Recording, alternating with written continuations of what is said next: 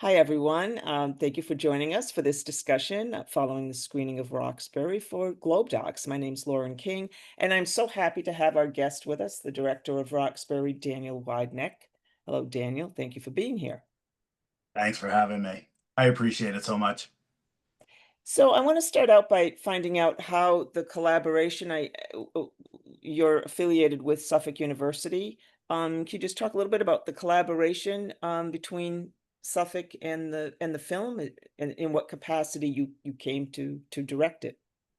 Sure. So I teach at Suffolk, and this came as part of a collaboration with the law school as well, at Suffolk University. They got a housing and urban development education and outreach grant. And they actually, when they first started, didn't really think documentary, but because of the community that we have and they found me, uh, that's kind of how this whole thing kind of originated. Um, and yeah, then we kind of picked up more people along the way to kind of talk to and build this thing. hmm Were there any issues that were at the forefront right from the beginning, like you mentioned, housing? That obviously is so important to the film and all the other areas connected to it. So is that where you were initially looking to focus, or is that where what people immediately wanted to talk about because you've got such a range of voices in the film from the community? Well, the program that originally got the grant was they're called something different now, but it was the housing discrimination testing program. Uh, they do the prosecution and investigation into discriminatory housing processes, right? And so that's really where this came from. It was kind of given to me as a open kind of thing. However, my process, things that I really am interested in is nuance. I don't like black and white. I don't like good and versus bad. It's not something that interests me at all. So looking at something like this that is so big that it's just we found these kind of little avenues and that's where we went down. I'm also interested in well, yeah, but we can leave it at that one. Did you find that people in the community, as you went about doing the interviews, and I imagine you did these interviews, so many different voices from the community, and did you find that there were so many things they wanted to talk about? And I know the film's only 30 minutes, and as you said, it's meant to be. But when you say nuance, how did you juggle all the things people must have been eager to tell you and talk about and want you to convey in your film? Well, anything that I do, I first start at character, right? And that is developed through relationships. Unfortunately, in this film, a look behind the curtain, our main characters ended up not being able to actually do the thing. So we had to kind of find this thing more in the editing room, and we ended up using the theme more as character rather than like an actual person. Um, but that being said, we found, we the original intention was to talk to lawyers as well as community activists as well as business people as well as the list goes on and on and on and on and on, right? And so we wanted to hear from everyone, right? And then kind of mix it all together. But I did see people like Leslie. You kind of she's one of these people that you ask one question and you get about 15 awesome answers. She was kind of the brain of the this project. Anything that I needed explained to me because she's much smarter, especially when it comes to this stuff, than I am. But you ask her a question, you get them Yeah. 15 great answers. You talk to Ivy.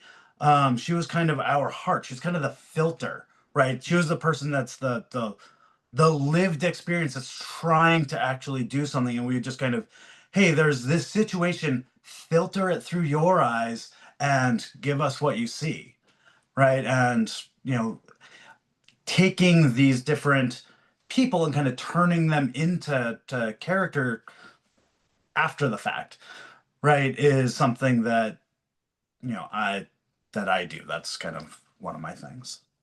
I do want to invite people to, if you have questions for Daniel, to please submit them into the chat at the bottom of your screen. We do have some questions that were submitted beforehand, but as we speak and things that come up, please put any questions in, and we'll get to those as we go. That said, Daniel, I was struck by there's so many important issues and complicated issues, as you said, no easy answers to any of this, but you did kind of juxtapose that with just vibrant scenes in the community, the beautiful murals that we see, the performances of people and kids getting their faces painted and playing. Was that important to you to show that, there's not just it's not just one thing? Obviously, this is a multi-layered and multifaceted community. It's a vibrant community. I mean, even though it is facing a lot of these things, part of the film is not just showing, oh, there's all these bad things that are happening, right? It is a vibrant community. It is full of color and full of life and full of, sound and music and all that fun stuff. And specifically, like, the art in the wall, the murals and all that stuff. Are those by the artist called Pro Black? Oh, you're gonna put me on the test. Um, Some must be. The reason I ask, yeah, and this does lead to another question, is that GlobeDocs had a series of shorts a year ago, I think, or in 2023, and one was featuring a lot of the murals in Roxbury, which were by Pro Black. There was a documentary about him, and then the other one was called "Poetry is Not a Luxury," and it was about the Frugal Bookstore, a short film. Do you know that it's by Lorenzo Bradford, I think was the director. And that was just an illuminating look at that bookstore. And then I see so much of it was in your film. So clearly that's a very important location in Roxbury, but an important nucleus in the film, like a hub in the stories you were telling. yeah. I mean, and to kind of compound that metaphor, Leonard would have been the voice, right? Like he had best voice in the business. Leonard, if you're there, that please, thank you. um, but again, that's the art and the vibrancy. That was something that was super necessary. And both Ivy and Leonard were not people that we set out with from the beginning.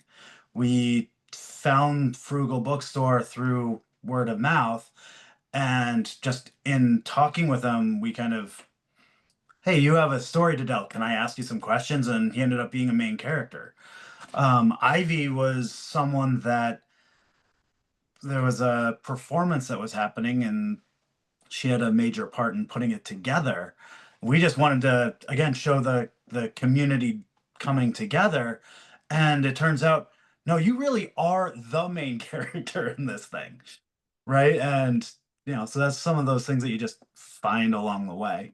Yeah, yeah, yeah. So those were obviously great things for you to find. Were you finding things that uh in the process of it, getting to know this community, getting to know so many of the people there, it sounds like so much of it made a big impression on you, and that's clear in the film. Any particular surprises or things that you just had no idea about, or something that you just couldn't not leave in the film, or Ooh. I mean, too many to mention?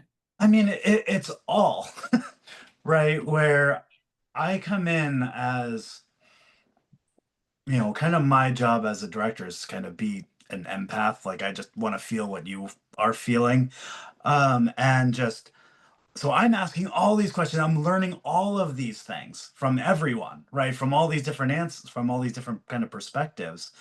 And then on the other side, I'm kind of this story nerd that's kind of chopping all this stuff up and putting it into uh, a pill that you can take, right? That has the most effect on an audience. That's kind of my contribution.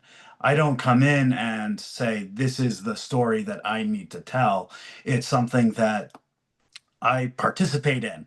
Like I'm actively asking and I'm learning this stuff as you are telling it to me, right? I don't come in and impose a story onto something. Hey, you have something to say? Let's say it. Here's my microphone. You take it and start speaking. I'm gonna build it in a way that's gonna affect an audience, but it's your story. Mhm, And mhm. that's kind of my thing. Yeah.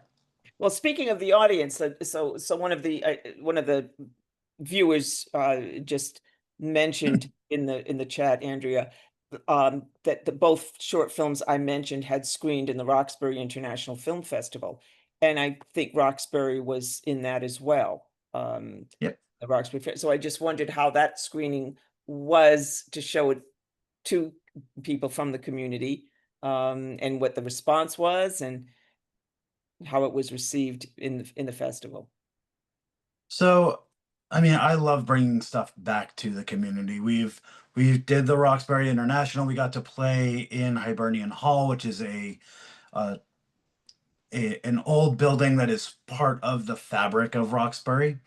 And at that point, was under Madison Park, which Leslie is the CEO of that was the CEO of that company at the time. So there was these kind of interconnected kind of happenings that was just great to kind of see. We also played at we got invited to play it at the Boston Public Library at the Roxbury branch, and we again filled out the library, and it was such a great kind of experience. How it was received, the community likes it. I mean, there's you know, we are talking about things that are not the most joyous of things. So, I believe that they do that it's something to be seen, right? For their experience to be, yeah, that's what happened to me, Mhm, right? And that's something that I do take to heart. mhm. Has anything changed in terms of has the film had any particular impact since it's been released, um, I on the people that are in it, for example, or on any of these issues? Have things is there anything any development since it was made? 'Cause I know it's been a couple of years.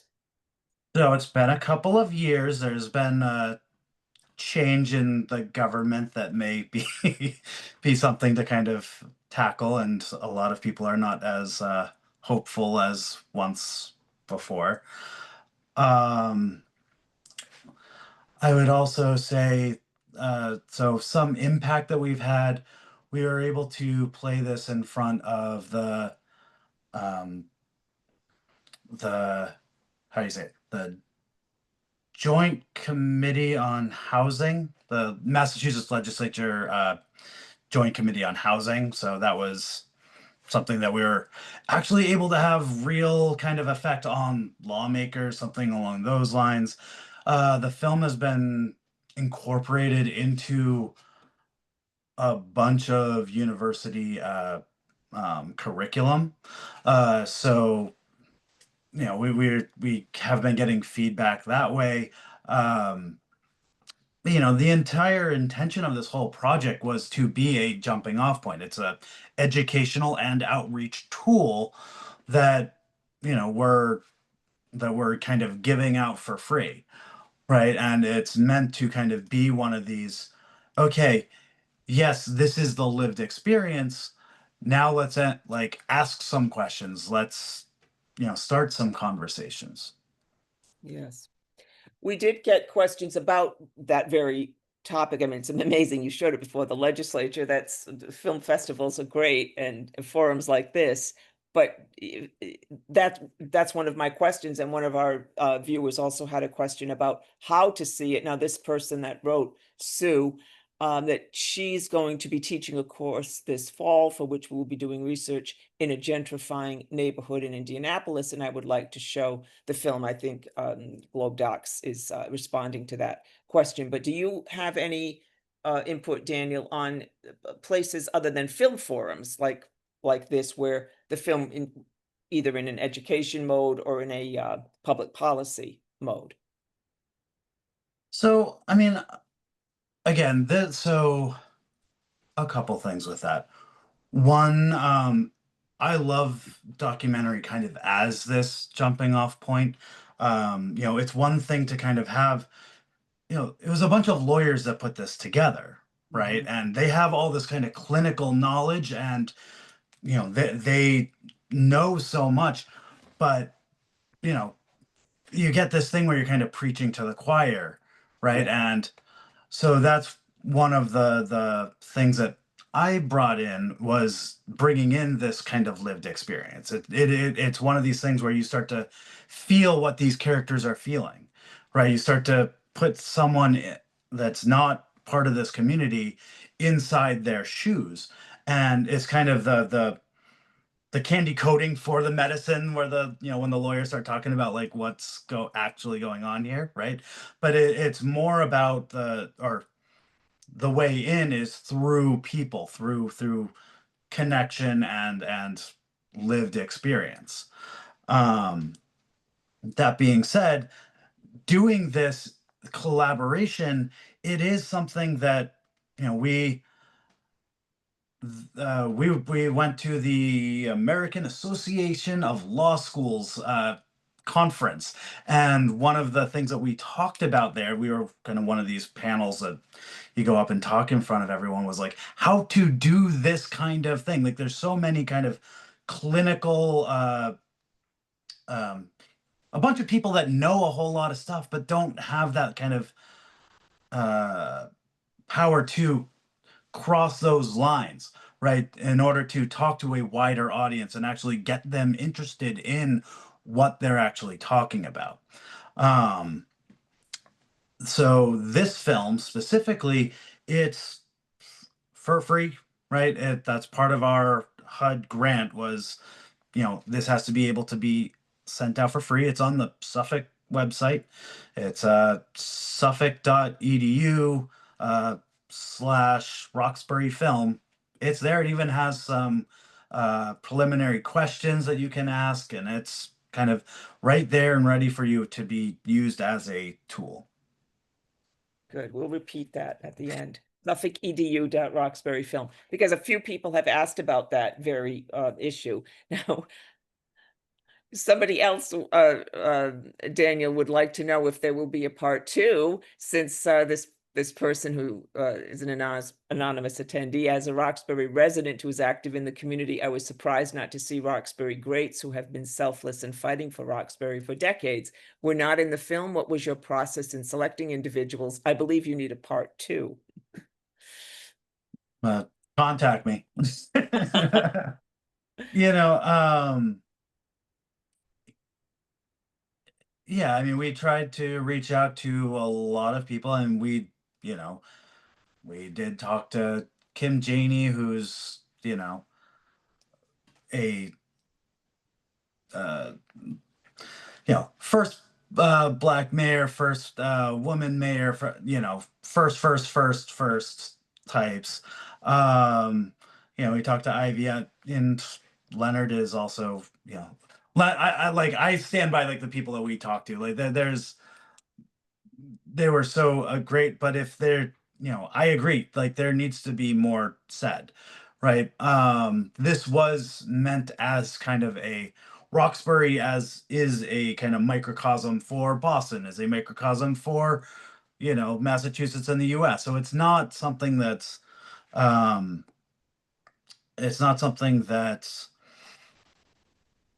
so like, it is only a 30-minute film. Right. We can only talk to so many people. We left a lot of people and things on the cutting room floor. Um, but I would love to do another one. So Of course, not only people, but issues, parts of the community. I mean, you could have made a short film on any one aspect that you addressed. There was a lot to put in. And then another question would be, again, this is a big topic and one out of the purview of what you were doing, but this question is about how you can discuss housing in Boston without discussing the issue of unhoused people, and that, of course, is ever present in the situation that goes on in the news daily with Mass and Cass, and that's what this person wants to know. We no longer hear about it in the news daily, which is somewhat ominous in and of itself. Um, Again, these are big topics that your film wasn't trying to probe each one, but because so much of the film is about housing, obviously, and the wealth gap as well, it's all related. Did you see, do you see that there probably would be another film there to be made about what happens when people are displaced and lose their homes? yeah, absolutely, yes. Um, I mean, the to bring it back to the housing discrimination testing program, right? Like, yes, that is a huge thing. I would love to kind of tackle it, but it was something that, we did also really want to focus in on something. Mhm, One of the one of these weird filmmaking things, like the more kind of specific I can make something, the kind of more universal it starts to feel. It's one of those weird film things, right? But, we found these specific people and really kind of clung on to them. Um, the a lot of them, or some of them, did talk about losing housing as well, so it's not something that was completely like glossed over. um However, yeah, I would love to kind of dig into that. A lot of or all of my documentary films deals with othering, right? And how can people see other people as something else, something other, something beneath them, right? And that's the only way that you get things like redlining, like uh, restrictive covenants, which comes from the government, like government institutional racism. That's something that you don't, or that's not something that they usually show off in the sixth grade history books, right? And it's that's the kind of stuff that I'm really interested in, mhm, is how can someone see someone as beneath them when they're just another person? Because there's social aspects to that, there's psychological aspects to that, and that's the stuff that I want to mine. mhm. So you have examined that in some of the other films you've done. Can you just talk a little bit about some of your past work and how it connected, like how making those films helped you in that way with the themes that you wanted to explore when you began this project? Sure. So, Healing the Children of War was a film. So those it's a feature film that was about children facing war, and kind of from two different sides, whether it's kids that are I say just, are seeing war, right? Where it's, they're losing loved ones, they're losing people, they're losing their housing, they're losing kind of all this stuff. Um, and then on the other side, we were able to talk to people that were kind of taken from their homes and made to fight in these militias, right? And this was in the the uh, Democratic Republic of Congo, Nigeria. We were in Yemen, Sudan, um, Gaza. We were kind of all over the place, doing that kind of stuff. And again, to to have that effect on kids, like you do kind of have to see them as something as other, right? To have this effect of war on someone else, like you do have to see them as other. In Indigenous Endangered, this was a thing that we did on. So Indigenous Endangered is another film that we did in Amazon, Brazil, and uh, indigenous tribes fighting for human rights and land rights, um, against kind of big farm and these people that are trying to kind of encroach on the land. This is kind of right in the Bolsonaro, like, we won't have any demarcated land at all for anyone, bulldoze the thing. And we were kind of right in the middle of that.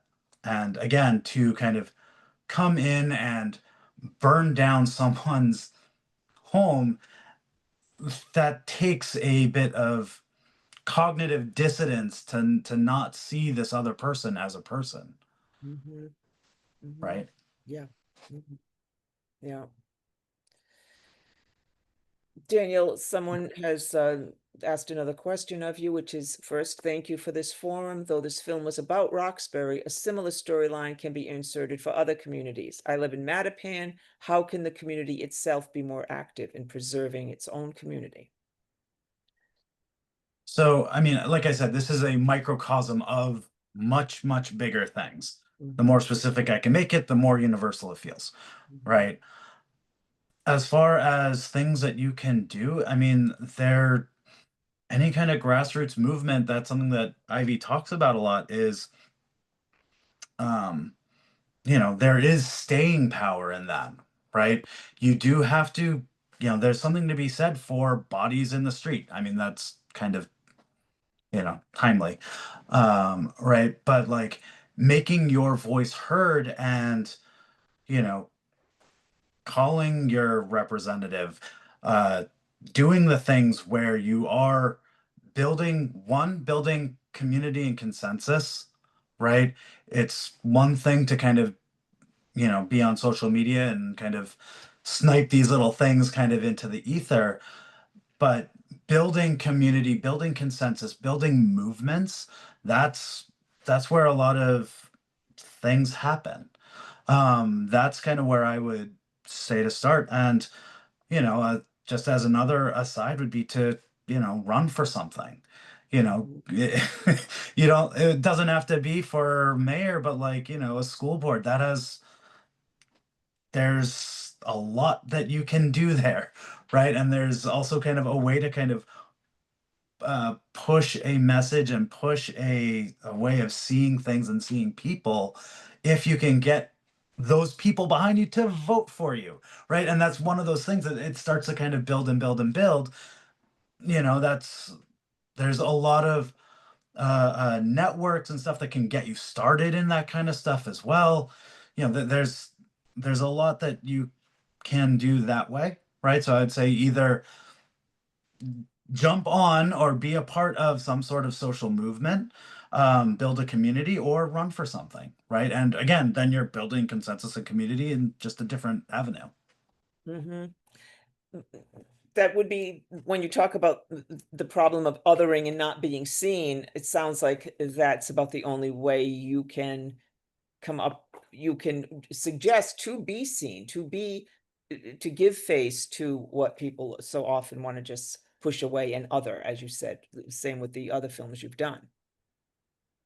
Yeah, you wrapped it in a bow. I don't enough said.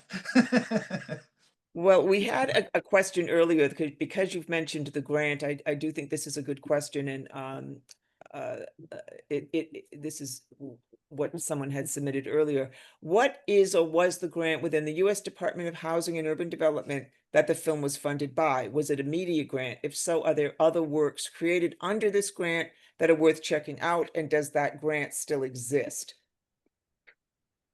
So, well, um, so it was a education and outreach grant Mhm. through Housing and Urban Development. As far as I know, most grants from HUD are pretty much all of them are not a Right, thing anymore. Um, you know,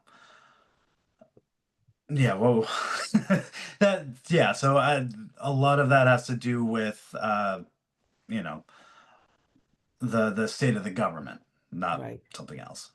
right, just pulling the funding on that. Yeah. Well, does that affect what you're going to Oh, do? Go ahead, Daniel.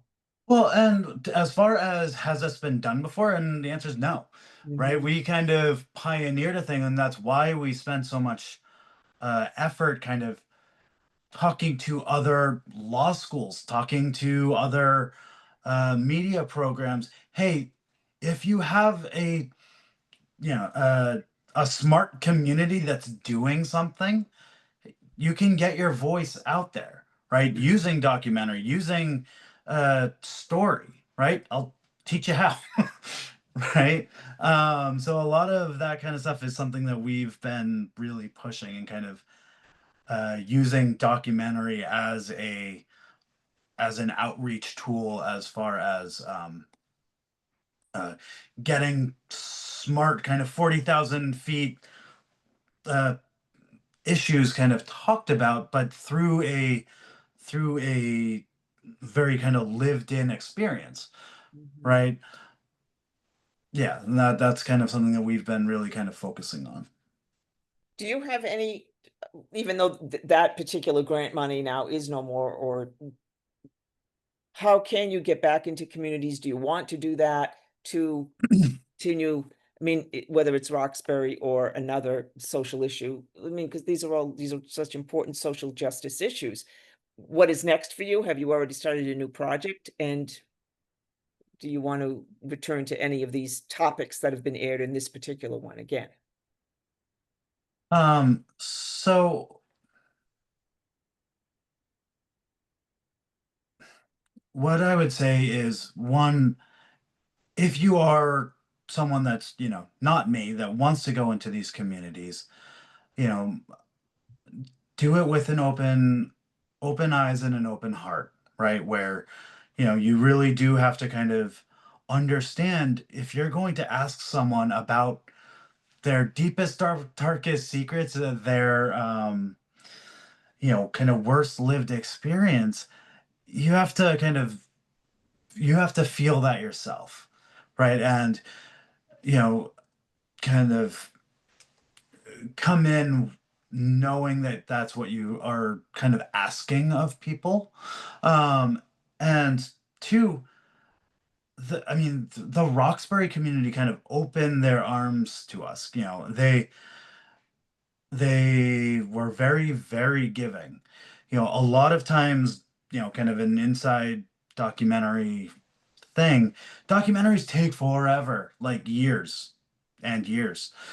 We didn't have that.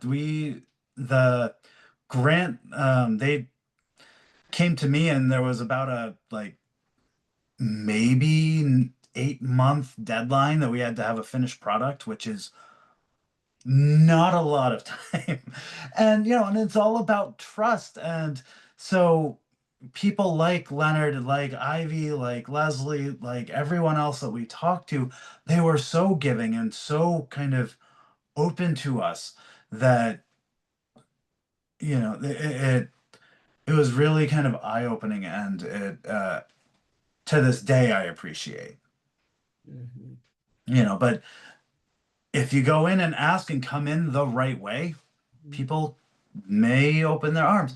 Otherwise it takes years. I mean, the reason why it takes years is you have to build trust, right? And I hope I hope that was something that I was able to build quickly, just by letting them know, like, I got you. Like, I see you and I got you. And, there was a leap of faith for them to kind of give of themselves to, this community to have that effect on an audience, right? mhm. Yeah.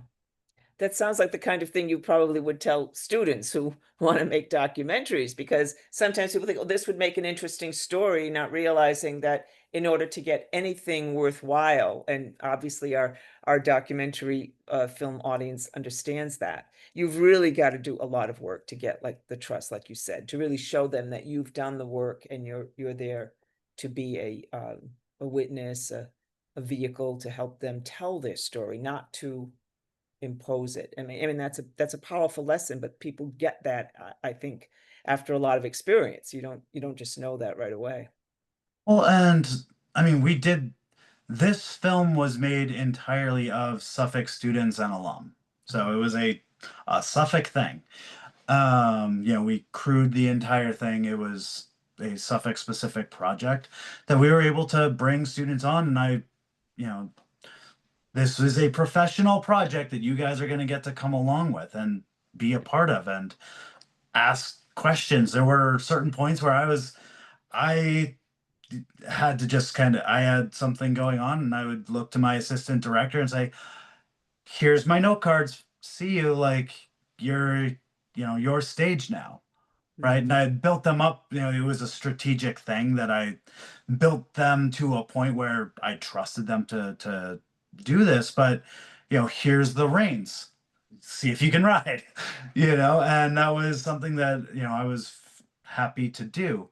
Um, Suffolk University is our media and film program has pivoted to a documentary focus overall.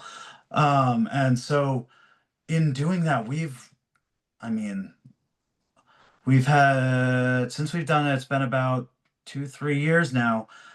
We've had a focus also on having students have an outward facing final projects where we're going to build you to a point where you're going to get your films into film festivals, and they've really taken that and ran. In 3 years I think we've had, I mean, over, I think, 5 or 6 films. We've had something like 30 something like festival like official selections, and these are not, I mean, most of them are not student film sections. These are like the main section where you're up against uh, professional filmmakers, right? And we're building them to a point where they can get there, right? Or at least facilitating that, right? It's their projects, right? But we come along and we help them and we build their stories, and we have 3 films that are out on festival tour right now. One just won one of the sections the other night. So, and that's something that we've been really pushing towards. And that's not to say that we don't do narrative stuff. I also do a making the short film where we spend an entire semester, we make one short film, and, we go and win awards with that as well. That's, in case you couldn't tell, that's one of those things that, I'm very proud of. Pretty much every film I make, I get some sort of award. That's kind of like a thing that I tell students, and I also kind of threaten them a little bit with that. It's like, if we're gonna put my name to this thing, we're gonna win stuff. So let's go. So So did you feel that on this particular shoot with Roxbury that you had, as you said, students and alum, did you feel that they understood that, and or was that a teachable moment for them, that you do come into a community and must become empathetic, that you used that word yourself, be an empath toward people in the community, issues in the community, what you don't understand, just let people guide you. Was that a driving principle, as well as making the film and having the final product that does express that? But the process of it, I guess, is what I'm asking. yeah, from the very first meeting, Yeah. you know, um, we knew that we didn't have a lot of time. Mhm. So every interaction had to be on point, right? And that's not to say that you had to be super buttoned up and that kind of thing. It's just watch your language, watch how you see people, think about how they're feeling, how they're speaking to you. It's one of those things where it's like, if you're gonna do this, we're gonna have to do it for real, and this is how, I mean, I don't want to say like this is how it's done because it's film and there are no rules, but like this is how I would suggest getting something like this done. Hmm. Hmm. Hmm. Listening and letting people tell their story, but also showing that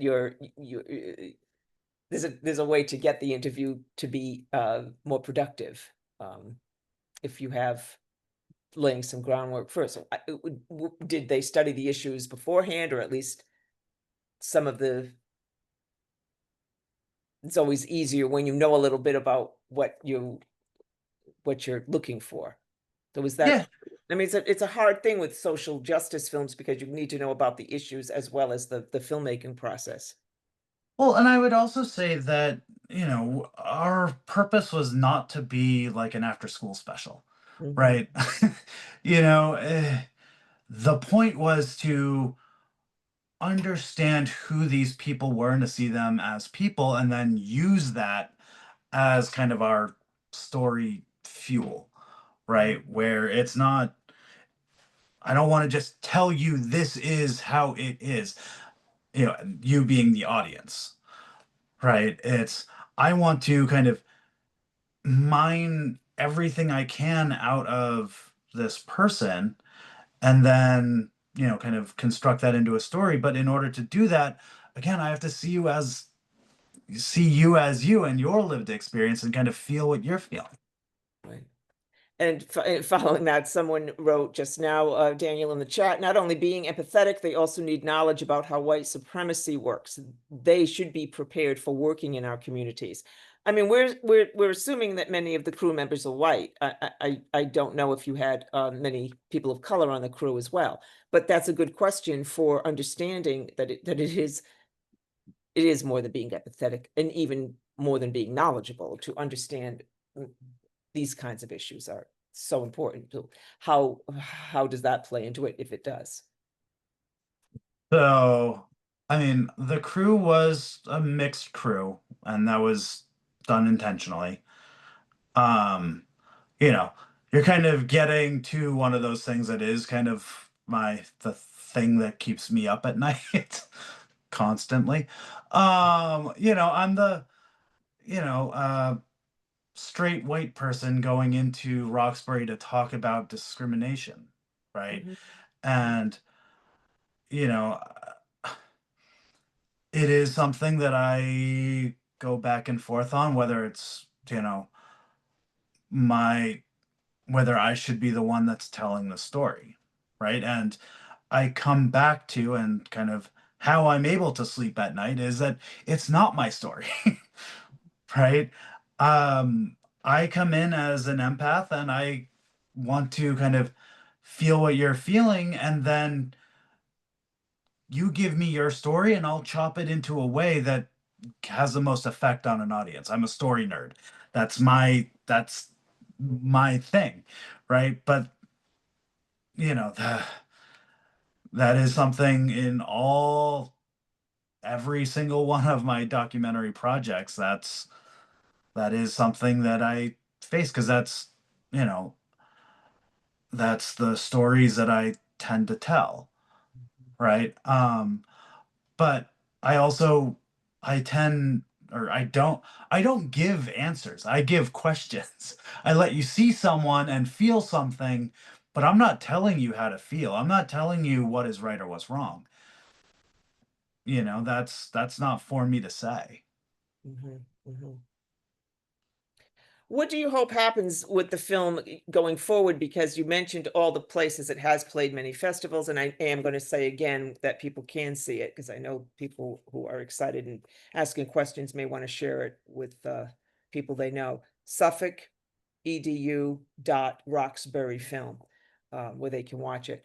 But do you have hopes for it beyond being accessible online, being in film festivals and in forums like this?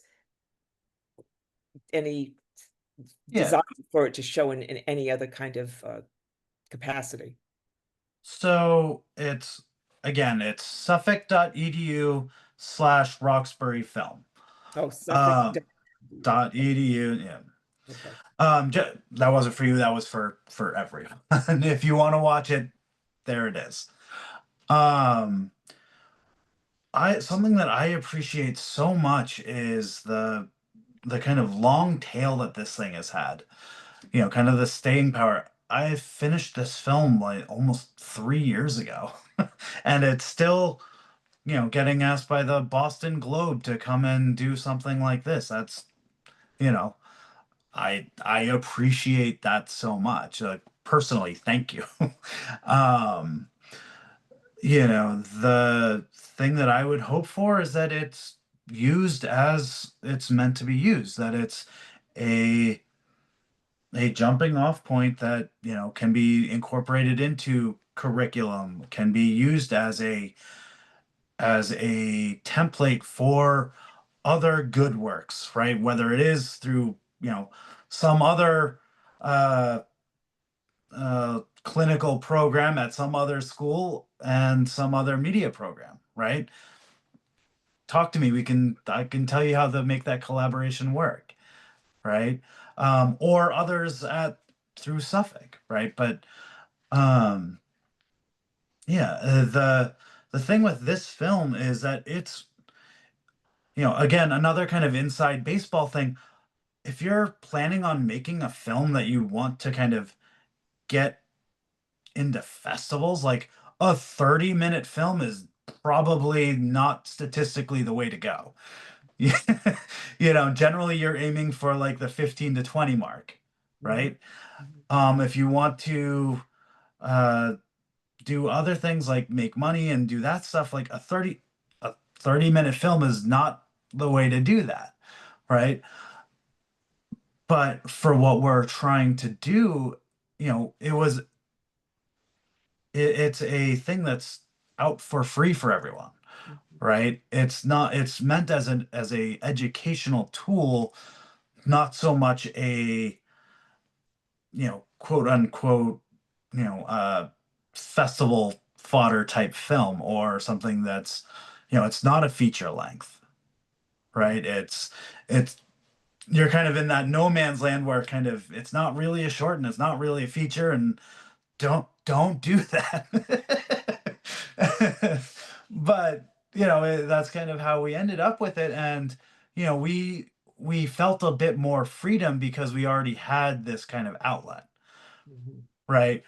Where, you know, we were more intent on getting eyeballs on the thing than getting into festivals. We were more intent on getting the right eyeballs, like, you know, you know, other schools and other places where they can use the tool as a tool, mhm, right? And so that's I would hope that it would continue to be used as it's intended.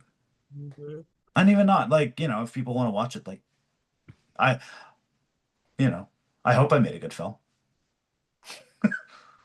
I think judging from all these questions, Daniel, people were definitely engaged and uh, uh, uh, appreciated watching it. And I'm glad you put the address, the correct address out there so people can tell other folks to check it out. And I'm so happy you were able to talk about so many of these issues and inspire so many good questions and topics of conversation. Daniel Weidknecht, thank you for being here for this GlobeDocs discussion on Roxbury, the film. And we'll put that address out one more time so folks can watch. Suffolk.edu/Roxbury film, right? That is it. That's it. Well, thank you so much for this inspiring discussion. And I'm glad everyone tuned in and stuck around and were able to join us for it. And thank you so much for all the interesting and thoughtful questions. So thank you, Daniel. Thank you, everyone. Thank you, Lauren. Bye bye.